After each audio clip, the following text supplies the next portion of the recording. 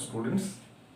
देखिए अभी हमारा जो जनरल का लेसन है वो एंड हुआ है और आज हमने एक नया लेसन स्टार्ट किया और लेसन का नाम जो है वो ध्यान दीजिएगा, वो है accounting for goods and service tax यानी जीएसटी, जिसका नाम आपने बखूबी सुना है। यानी हमने आज जो है ये सीखना है कि हम जो है गुड्स एंड सर्विस टैक्स की जो एंट्रीज है वो किस तरह से करें। एंट्रीज सीखने से पहले इसके बारे में थोड़ा सा डिटेल में हम जानेंगे कि ये गुड्स एंड सर्विस टैक्स होता क्या है और ये कब जो है इन्फोर्स किया गया, कब इसको लागू किया गया, ये सारी बातें हम जानेंगे और ये किस तरह का टैक्स है इसके बारे में भी हम बात करेंगे।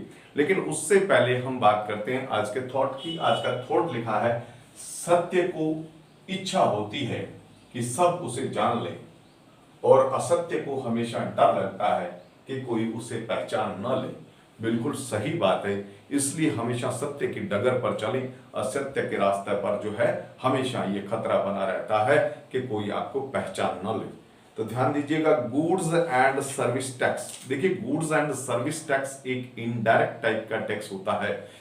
यानी टैक्सेस दो तरह के होते हैं डायरेक्ट टैक्सेस और एक होते हैं इनडायरेक्ट टैक्सेस। देखिए इनडायरेक्ट टैक्सेस वो होते हैं जो गुड्स और सर्विसेज के ऊपर लगाए जाते हैं, ठीक है।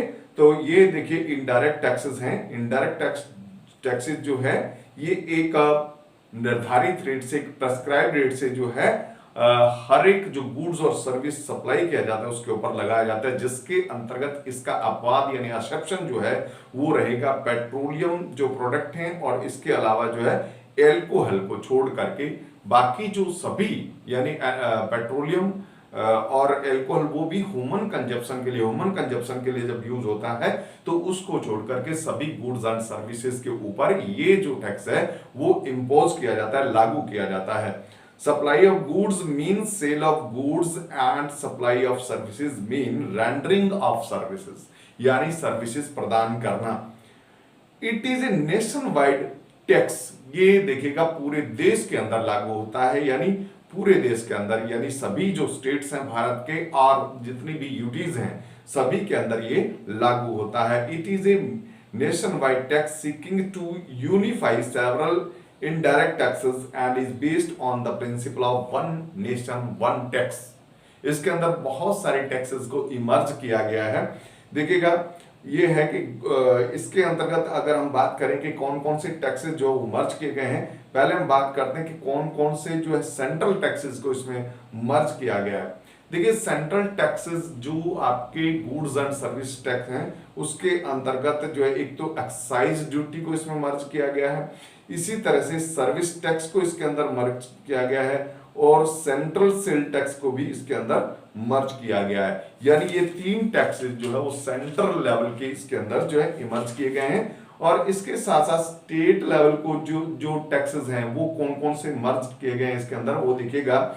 ये इसके अंतर्गत जो है आपके 6 टाइप के टैक्सेस हैं जो इसमें मर्ज किए गए हैं। पहला है ऑक्ट्रोई यानी जिसको चुंगी भी कहा जाता है, ऑक्ट्रोई एंड एंट्री टैक्स जो है इसको मर्ज किया गया है। परचेज टैक्स को मर्ज किया गया है। इंटरटेनमेंट टैक्स यानी जिसको मनोरंजन कर कहते हैं इसको भी इसके अंतर्गत मर्ज किया गया और इसी तरह से VAT means value added tax, इसको भी इसके अंदर मर्ज किया गया। इसके अलावा जो है लग्जरी टैक्स भी इसके अंदर मर्ज किए गए हैं और इसके अलावा जो आपके टैक्सेस ऑन लॉटरी जो है वो भी इसके अंदर मर्ज किए गए और यानी कहने का इन सभी 9 प्रकार के टैक्सेस को मर्ज करके जो है जीएसटी लागू किया गया है। देखिए अब हम बात करेंगे कि जीएसटी का जो स्लैब रेट है वो क्या है, यानी जीएसटी जो है वो इसकी रेट्स क्या क्या हैं। देखिएगा जीएसटी जो एसेंशियल आइटम्स जिसके अंतर्गत इंक्लूडिंग फूड वगैरह है उस पर 0% लागू होता है। एसेंशियल आइटम पर ये बिल्कुल लागू नहीं होता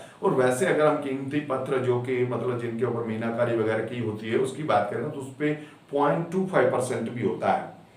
और कॉमन यूज वाली जो आइटम्स होती हैं, कॉमन यूज वाली जनरली जो यूज होती रहती हैं उनके ऊपर 5% रेट है और स्टैंडर्ड रेट जो जीएसटी का वो 12% है और इसी तरह से maximum goods and services standard rate जो है उनका क्या रहेगा 18% रहेगा, यानी 18% तक मैक्सिमम गुड्स एंड सर्विसेज आ जाती हैं। लेकिन लग्जरी आइटम्स और तंबाकू पदार्थ जो है उनके ऊपर ये रेट जो है 28% लागू की गई है।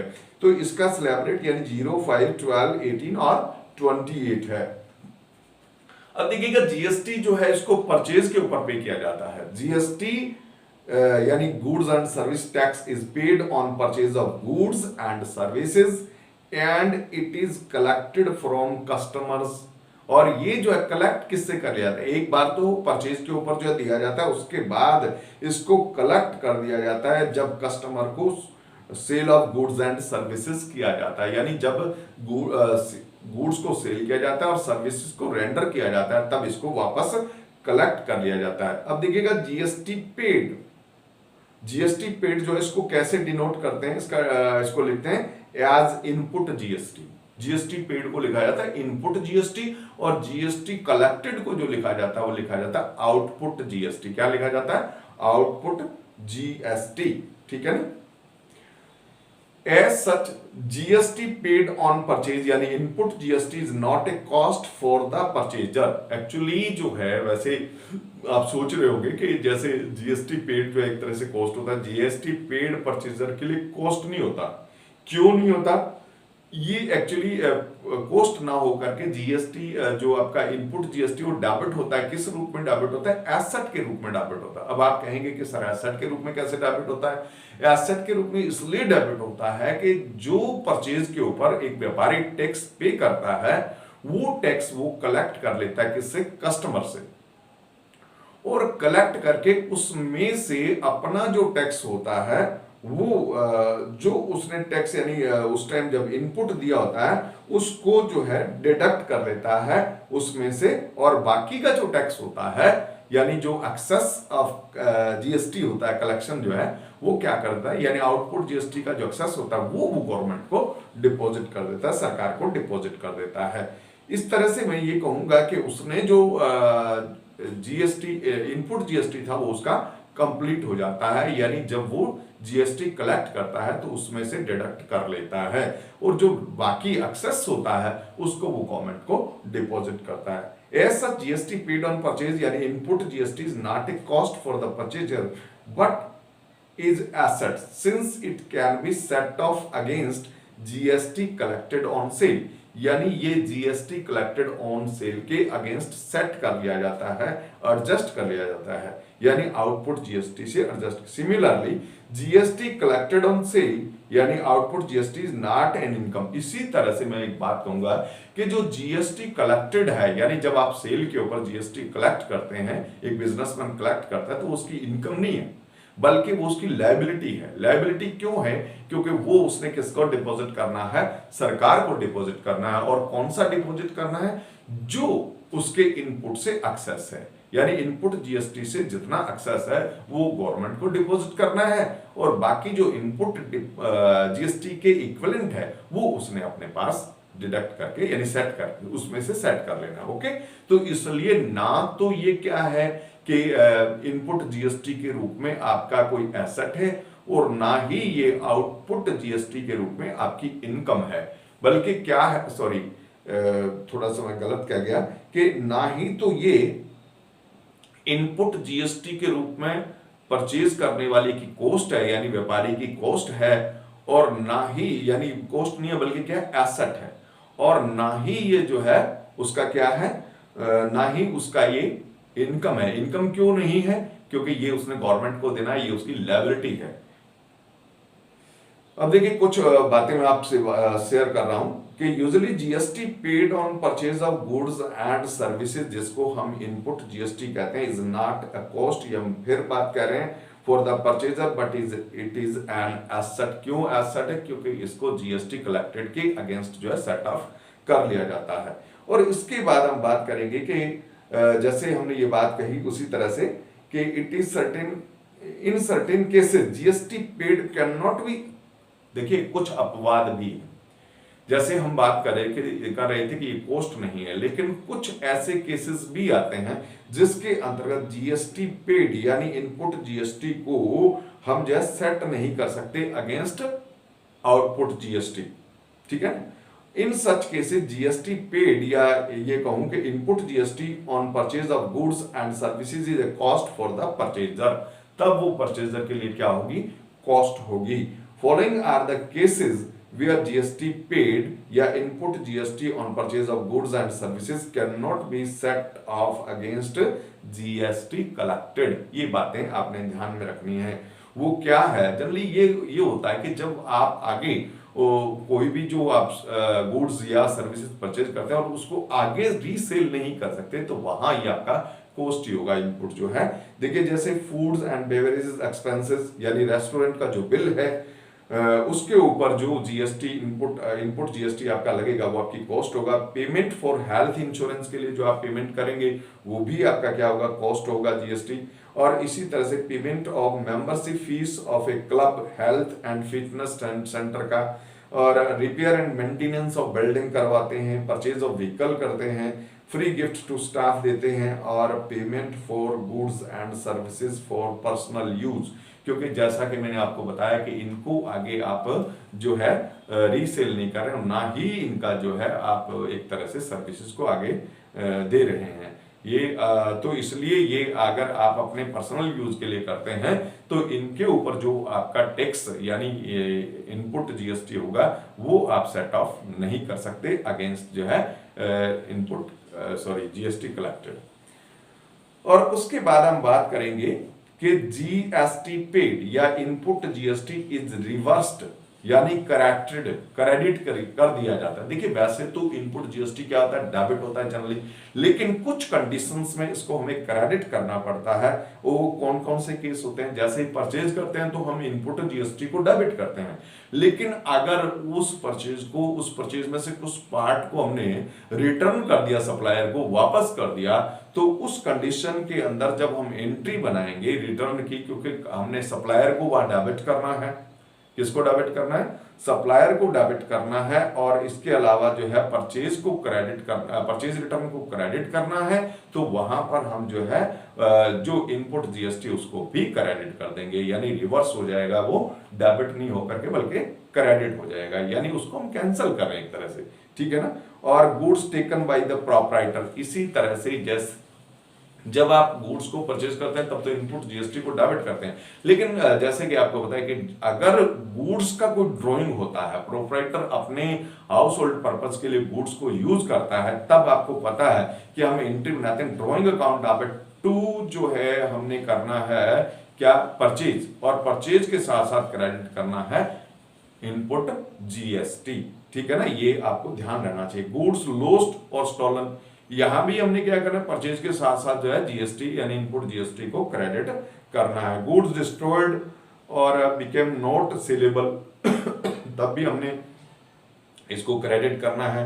Good distributed as free samples, क्योंकि यहां भी सेल नहीं हुआ है, तो हमने यहां भी क्या कर देना है कि जो इनपुट जीएसटी उसको कैंसिल करने के लिए हमने यहां क्रेडिट करना है। Goods given away as gift और चैरिटी, क्योंकि जब आप चैरिटी में गुड्स को देते हैं तब आप एंट्री बनाते हैं, क्या एंट्री बनाते हैं कि charity account debit to purchase, तो साथ साथ आपने किसको क्रेडिट कर देता है, इनपुट जीएसटी को भी क्रेडिट कर देना है। फॉलोइंग गुड्स एंड सर्विसेज, इसके बाद देखिएगा फिर क्या कहता है, इसी तरह से output GST is reversed in case of cell return. Cell return अगर आप करेंगे तो जो आउटपुट जीएसटी जब सेल के टाइम में आपने क्रेडिट किया, क्योंकि जब आप सेल करते हैं तब आप एंट्री क्या करते हैं, अगर आप कैश में सेल करते हैं तो आप कैश या बैंक अकाउंट डेबिट करते हैं, और यदि आप उधार में सेल करते हैं, क्रेडिट में सेल करते हैं, तब कैश या बैंक की जगह आप डेटर को डेबिट करते हैं, यानी जो आपका कस्टमर है उसको डेबिट करते हैं, और टू करते हैं सेल, और सेल के साथ करते हैं टू आउटपुट जीएसटी। तो आउटपुट जीएसटी वहां क्रेडिट हुआ है, लेकिन अगर उस सेल का कुछ पार्ट आपको रिटर्न हो जाता है, तब जब हम आप एंट्री करते हैं सेल रिटर्न की, तब हमने एंट्री क्या करना है, सेल रिटर्न को तो हमने डेबिट करना है, और इसके साथ साथ जो है जो आपका आउटपुट जीएसटी उसको भी डेबिट करना है, और कस्टमर को उतने अमाउंट से क्या कर देना है, क्रेडिट कर देना है। तो ये इस तरह से जो है आपका मैं कहूं कि जीएसटी पेड या इनपुट जीएसटी और आउटपुट जीएसटी इन कंडीशंस के अंदर जो है रिवर्स होते हैं। आउटपुट जीएसटी केवल एक ही कंडीशन में रिवर्स होता है, वो है आपका sales return.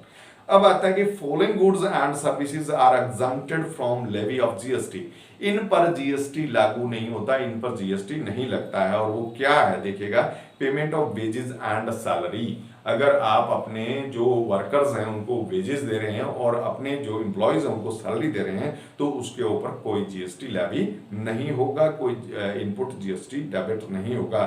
Supply of services to government और to embassies of other countries, किसी भी देश की दूसरे देश की एम्बेसीज को या सरकार को कोई गुड सप्लाई करते हैं तो वहां पर ये जीएसटी नहीं लागू होगा। इलेक्ट्रिसिटी एंड वाटर बिल्स पर भी जीएसटी लागू नहीं होता। एजुकेशनल सर्विसेज पे लागू नहीं होता। हेल्थ सर्विसेज पे, ट्रैवलिंग एक्सपेंसेस एंड इंटरेस्ट वगैरह पे आपका जीएसटी लागू नहीं होता है। ये बात आपने ध्यान में रखनी है। अब हम बात कर लेते हैं कि जीएसटी की कुछ कैरेक्टरिस्टिक्स की, क्या इसकी कैरेक्टरिस्टिक्स है। नंबर 1 है कि GST is a comprehensive indirect tax. जैसे हमने ये बात करी थी कि जीएसटी जो है वो एक कंप्रीहेंसिव इनडायरेक्ट टैक्स है। कैसे है कि इसके लिए बहुत सारे टैक्सेस को जो है हटाया गया है। जैसे कि हमने बात की थी कि इसमें 3 प्रकार के सेंटर के जो टैक्स हैं वो मर्ज किए गए और इसके अलावा 6 टाइप के जो है आपके स्टेट गवर्नमेंट के टैक्सेस को मर्ज किया गया है। तो एक तरह से ये कॉम्प्रिहेंसिव इनडायरेक्ट टैक्स है। और दूसरा बात है कि यूनिफॉर्म जीएसटी रेट। देखिए इसकी जो जीएसटी की रेट है सभी स्टेट्स और यूटीज के अंदर जो है यूनिफॉर्म है, सेम है। तो ये बात भी इसमें एक खास है, यानी ये इसकी फीचर है। और GST paid is not a cost. और ये आपने पहले भी पढ़ लिया था कि जीएसटी पेड जो कॉस्ट नहीं होती बल्कि जीएसटी पेड जो एसेट होती है और इसको बाद में जीएसटी कलेक्टेड की अगेंस्ट सेट ऑफ कर लिया जाता है। और इसके बाद GST is a value added tax. GST एक वैल्यू एडेड टैक्स है। वैल्यू एडेड टैक्स यानी जितना आप अपने प्रोडक्शन के दौरान वैल्यू ऐड करेंगे उसी पर आपको टैक्स देना पड़ेगा। जैसे सपोज करो कि राम ने, आप ये कह सकते हैं कि राम ने जो है परचेज किया 1 लाख रुपए का और उस पर उसने 5% टैक्स दिया। तो एक तरह से उसने कितना टैक्स दिया, उसका टैक्स दिया गया 5000 रुपया, ठीक है ना। फिर उसने आगे उसको शाम को सेल किया, वो उसने सेल किया सपोज करें 1,20,000 का। कितने किया? 1,20,000 में सेल किया। और वही 5% टैक्स होगा तो उसने टैक्स कितना वहां से कलेक्ट किया? 6,000, ठीक है ना। उसने वहां से टैक्स कितना कलेक्ट किया? 6,000 टैक्स कलेक्ट किया।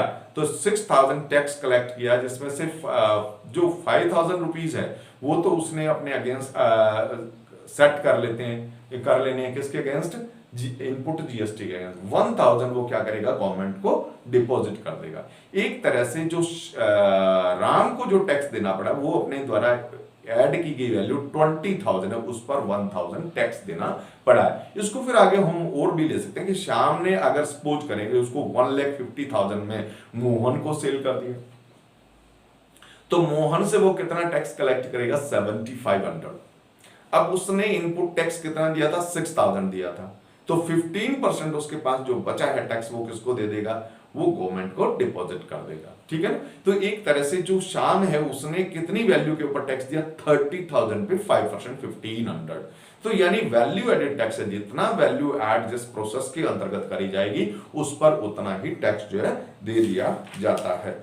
अब देखिए हम एडवांटेजेस की बात करें, decrease in the cost of goods कम हो जाता है जीएसटी से। कारण क्योंकि बहुत से टाइप के टैक्स के ऊपर टैक्स लगने से पहले काफी टाइप के टैक्स लगते थे तो वैल्यू ज्यादा हो जाती थी।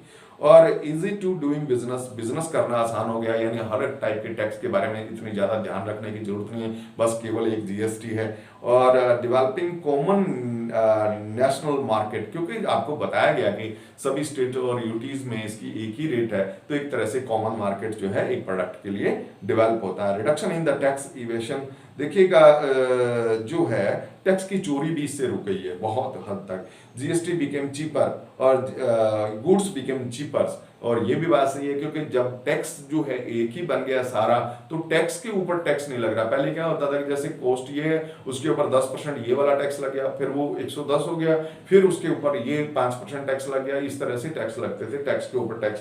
तो गुड्स जो काफी महंगी हो जाती थी, लेकिन अब चीपर हो रहा है। अट्रैक्टिंग फॉरेन इन्वेस्टमेंट को भी अट्रैक्ट कर रहा है, क्योंकि पहले एक बड़ी बाधा थी, हमारे कई तरह के टैक्स थे जिसकी वजह से हमें इन्वेस्टमेंट नहीं मिलता था, लेकिन अब क्या है, एक तरह का टैक्स है, ज्यादा प्रॉब्लम नहीं है, तो इसलिए जो हमें विदेशी निवेश मिल रहा है।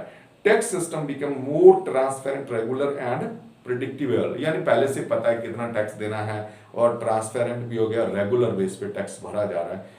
तो स्टूडेंट्स, आज हमने इतना जाना, यानी इसके बारे में आज आप इतना ही इसके बारे में अच्छी तरह से पढ़ेंगे, अच्छी तरह तैयार करेंगे, और अगर इसमें से कोई प्रॉब्लम आपको नजर आती है तो आप जरूर इसके बारे में पूछेंगे, और बाकी अगले क्लास के अंदर इसमें डिस्कस करेंगे। Okay, all the best.